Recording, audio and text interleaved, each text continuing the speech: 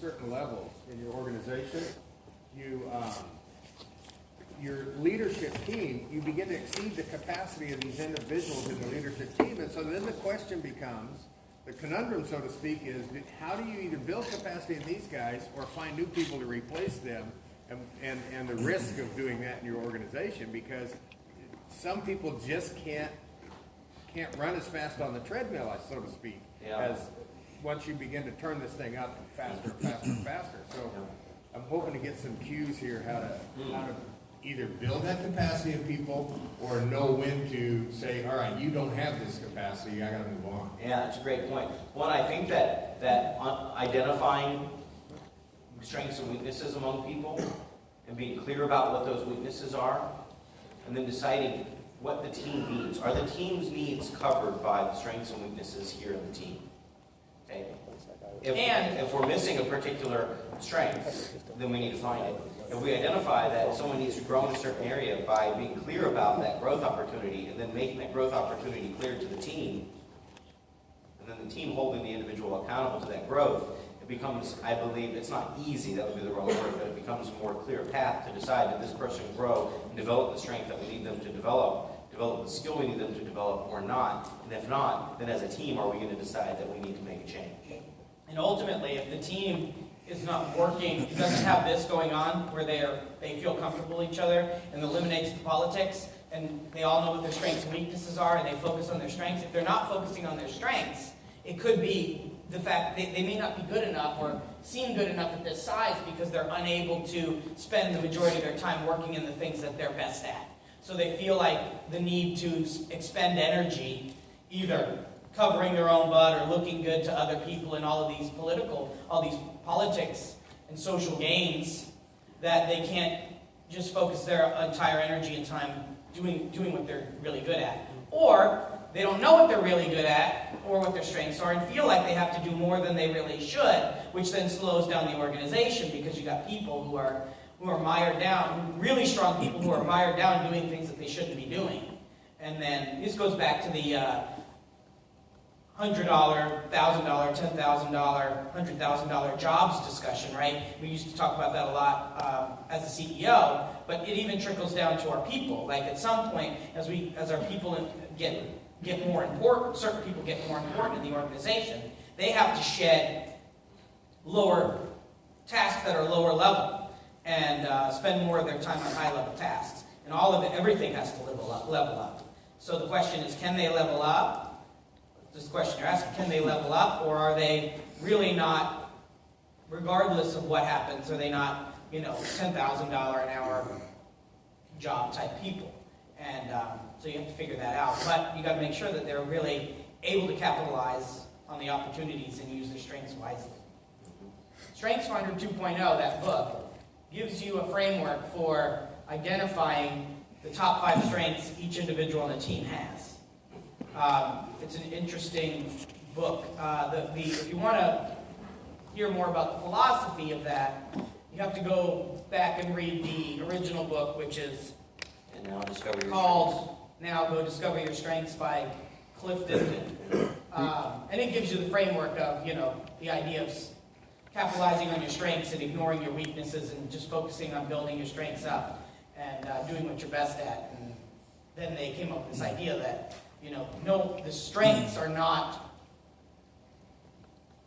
identified. Everybody's got names and terminology for all the weaknesses people have and all the deficiencies we have. You can get told, hey, you've got this problem and that problem and this problem and that problem and this problem, and they're all identified. But if you say, what are the top 5 things you're good at? There's no vernacular for that.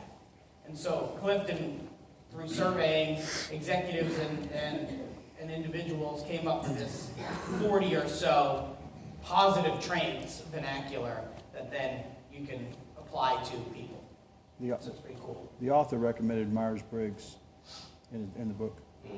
And I was going to mention that, Chris, thanks for bringing that up. Myers-Briggs, Myers-Briggs is a good personality and strengths assessment, but it can be somewhat expensive and kind of require hiring like a consultant to help take it. I found, you have to look around, I found a way to do it online. I think they charge $50 a test. But recently, Gina recently found one which is A simplified version of Myers-Briggs, right, Gina? But he uses the Myers-Briggs profile Yeah. types? uses the 4-letter grouping. Now, I did it, and you're able to do this in like less than 10 minutes, I think. What's it called? It's 16 personality traits? Okay, it's on Slack. So. Yeah, it's like 10 minutes. I took it, I got a different result from it than I got from the actual Myers-Briggs. But interestingly, when I went back and I pulled up and I read my description of what Myers-Briggs labeled me as, I remember not fully agreeing with it and actually personally feeling like I was more of this other, and the other is the one that the 10-minute free test labeled me as. So I don't know what to make of that, but I would at least say they were both very similar and both in the same ballpark, and so, like, at a minimum, having everyone do that, and then have it, and then most importantly though, not just having them do it, but then have open discussions about it, where we can say, look, this is the kind of personality you are. We use another one, which is much more complicated, because you can't just go online and do it, but it's called Forte. And you have to go through someone who's certified. If you're really interested in it, you can probably get it through us, because Jamie's certified level 1 Forte.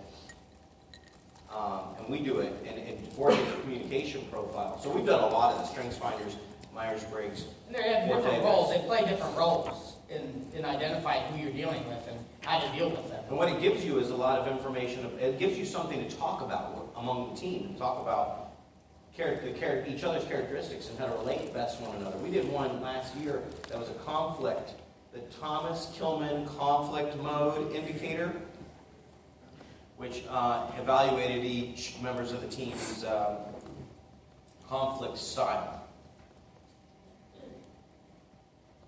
Which is interesting. Which, if you go back to the 5 Dysfunctions of a Team book, also Lencioni, one of the big dysfunctions of a team is fear of conflict, or as Rob Berkeley would say, the inability to have conflict by skillful means. And so understanding how each other relate to conflict and approach conflict is a good, useful tool in business to have fruitful conflict with one another. Okay, so that's step 1 according to these 4 obsessions. The second is to openly engage, this is what we were just talking about, openly engaging in constructive ideological conflict. Okay, so I believe that one of the strengths of my partnership with Jimmy, now for a long time, we started the business 12 years ago, and we're friends for 8 years prior to that, and worked together for 5 of those 8 years. So we worked together for an awfully long time, and in our relationship, we skillfully engage in ideological conflict, right? And so what that means is we're not afraid to disagree with one another. We don't generally have personality conflicts. I can't stand his personality, but we don't choose not to engage. Just teasing. But like, if one of us presents an idea to the other, which happens frequently, daily, this idea, right? And the other disagrees with it, never, ever does the other go, okay, like, think that's a terrible idea, but just nod it as, oh, okay.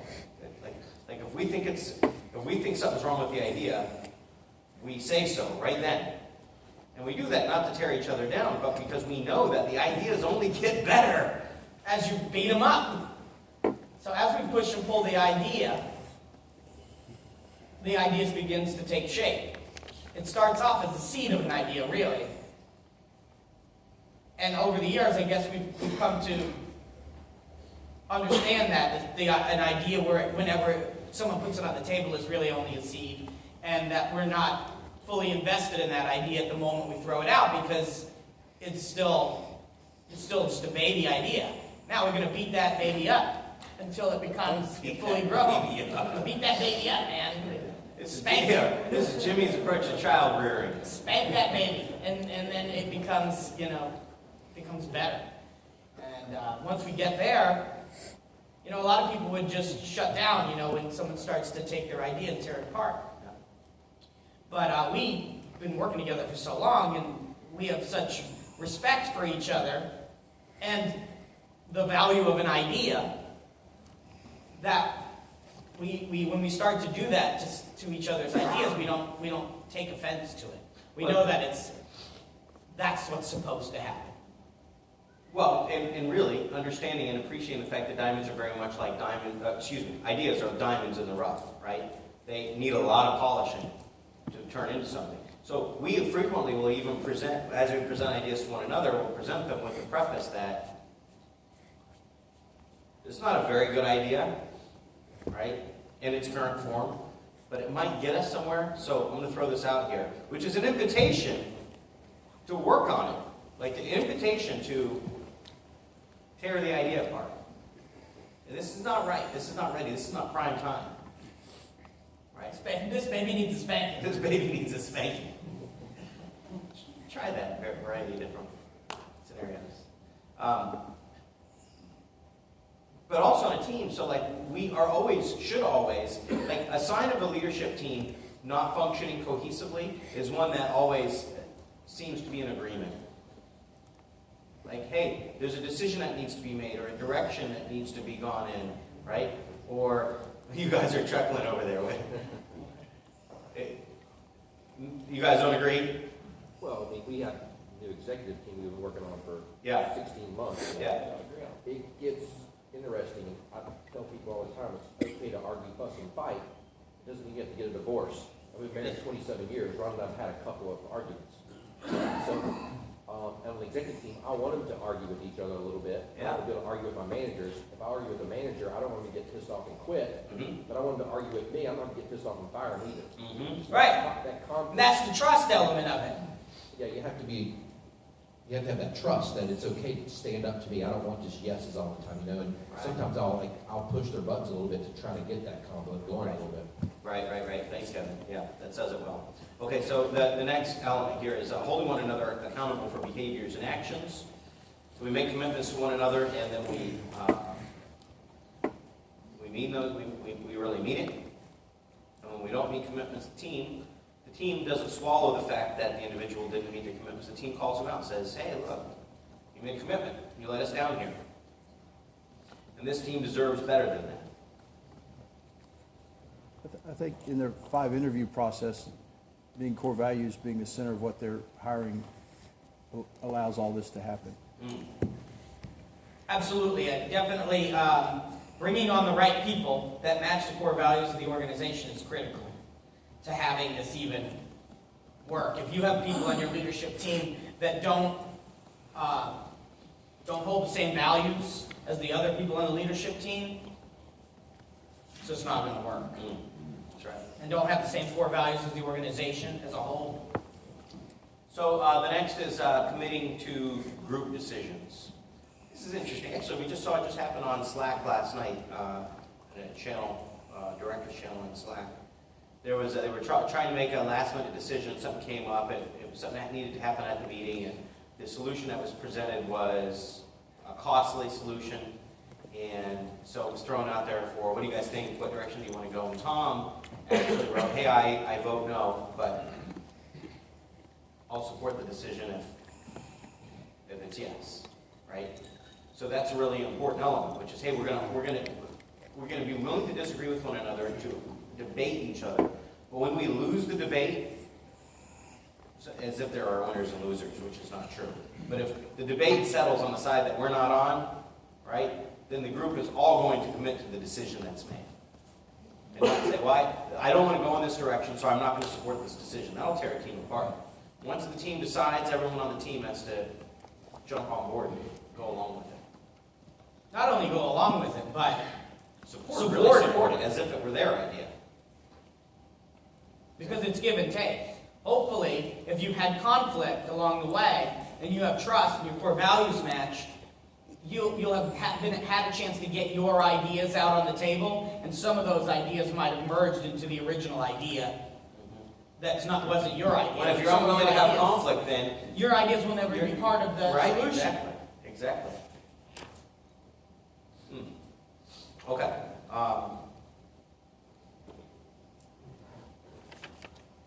Okay, step 2 of this first force, organizational leadership, is to create organizational clarity. Lencioni says that a healthy organization minimizes the potential for confusion by clarifying why the organization exists. Excellent resource on this topic is Simon Sinek's book, Start With Why.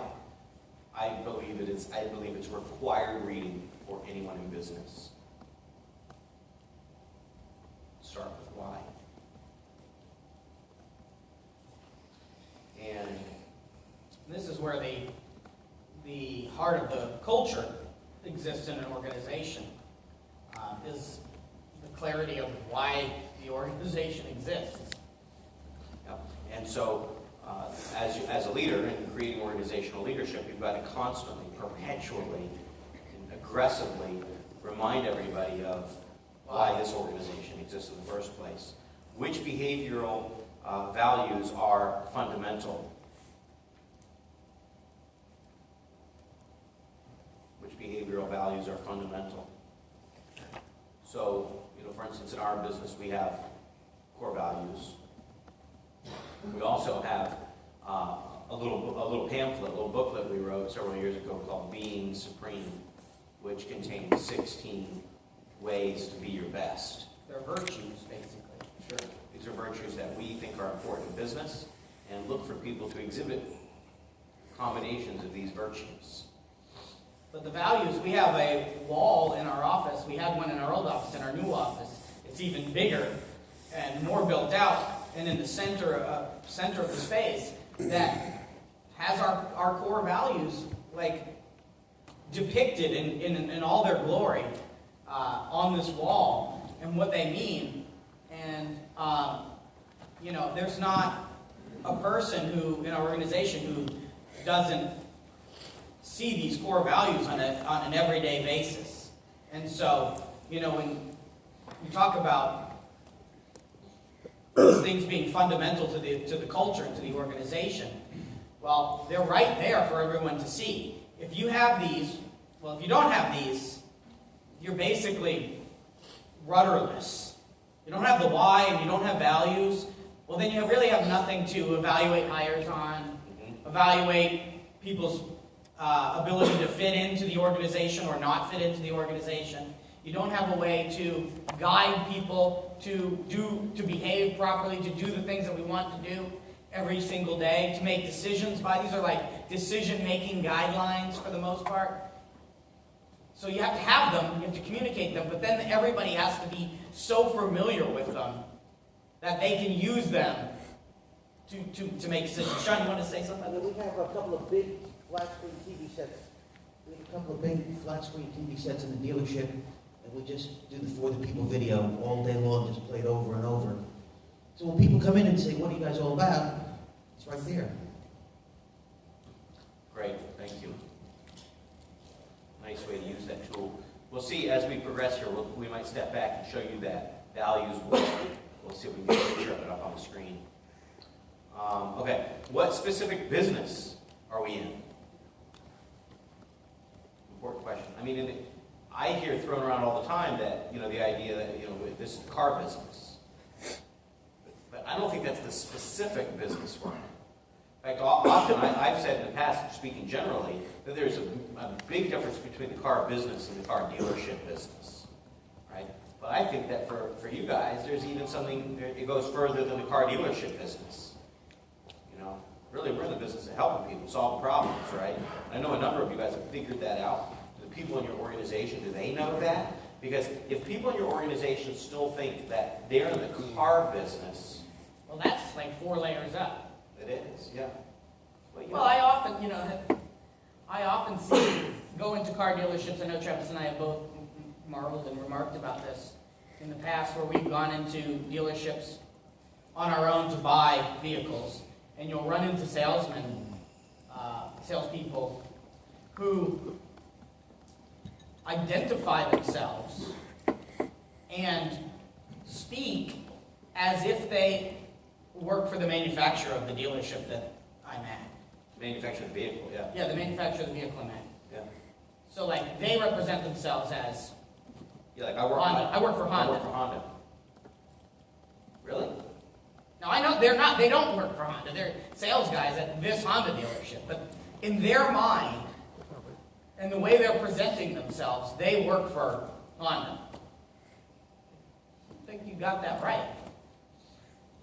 I suppose you could say someone who works at McDonald's, they're probably working at a McDonald's franchise, and so they work at McDonald's. I guess that holds up. But even though we call it franchises, I believe the dealership business is different. They don't give you you don't all cook the fries at the exact same temperature for the exact same amount of time. Right? There's a lot of freedom and flexibility, or at least in certain aspects of the business, and that makes each dealership unique, or it should make each dealership unique. So people should understand that this business at this particular dealership, we may be in a different business than other dealerships in the neighborhood are in.